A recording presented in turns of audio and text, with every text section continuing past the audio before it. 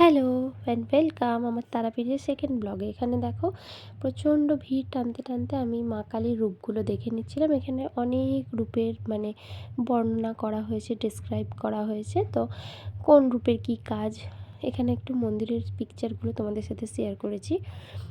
এখন তো বিভিন্ন নিয়মাবলীর কারণে ফোন নিয়ে একেবারে মা তারার কাছে ঢুকতে দেওয়া হয় না।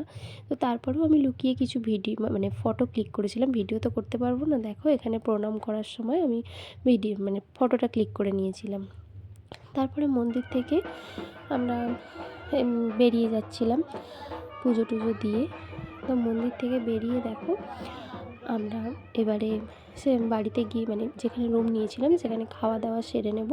সেরে বিকেলবেলা একটু বেরোনোর প্ল্যান আছে কাছাকাছি মন্দিরগুলো, কারণ আমাদের একদিনের যাওয়া ছিল। তো বিকেলবেলা দেখো একটা মন্দিরে চলে গিয়েছি। এখানে আমি তোমাদের সাথে শেয়ার করব শ্রীকৃষ্ণের বিভিন্ন রকমের লীলা খেলা। যে লীলাগুলো করেছিলেন তিনি ছোটোবেলায়, তা ওনার তো এক একটা যে ঘটনা ঘটিয়েছিলেন সেগুলো এক একটা লীলা বলেই পরিচিত আমাদের কাছে, তাই না? তো যেমন উনি ননি চুরি করতেন, তাই ননি চোর বলা হতো ওনাকে।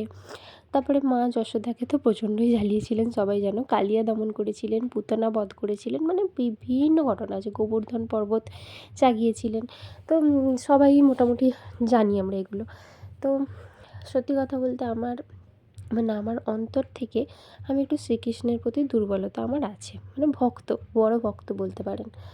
তো দেখো এখানে শ্রীকৃষ্ণের রাসলীলা টাইপের একটা দেখিয়েছে, অষ্টসখী মিলে যে নৃত্য করতেন ওনার সাথে, সেই সিনগুলো দেখিয়েছেন।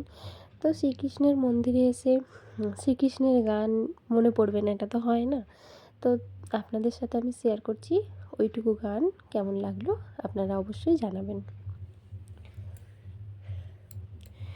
ভজ গৌরাঙ্গ জপ গৌরাঙ্গ লহ গৌরাঙ্গের নাম রে, যেই জনা গৌরাঙ্গ ভজে সে হয় আমার প্রাণ রে। ভজ গৌরাঙ্গ জপ গৌরাঙ্গ লহ গৌরাঙ্গের নাম রে। তো বন্ধুরা দেখো এই দিকটায় আছে মা কালীর বিভিন্ন রূপ, ওদিকটা পুরোটাই শ্রীকৃষ্ণের রূপ ছিল। এদিকটাতে কী কী রূপ আছে আমি দেখিয়ে দিচ্ছি একটু।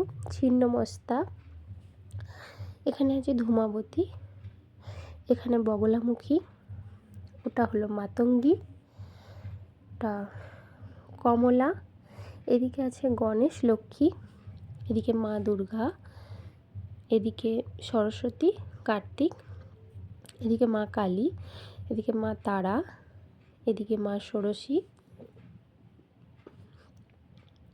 এদিকে ভুবনেশ্বরী আর ভৈরবী। এতগুলো রূপ দেখার পরে আমরা মন্দির থেকে বেরিয়ে যাব। কিছু ছবি দেখিয়ে দিই তার আগে। এটা রাধাকৃষ্ণ।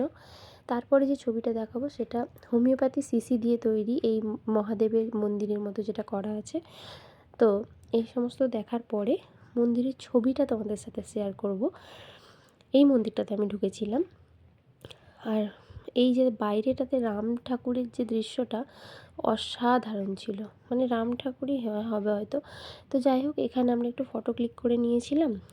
নেওয়ার পরে আমরা রাতের ডিনারটা রাস্তায় যেতে যেতে সেরে নিয়েছিলাম।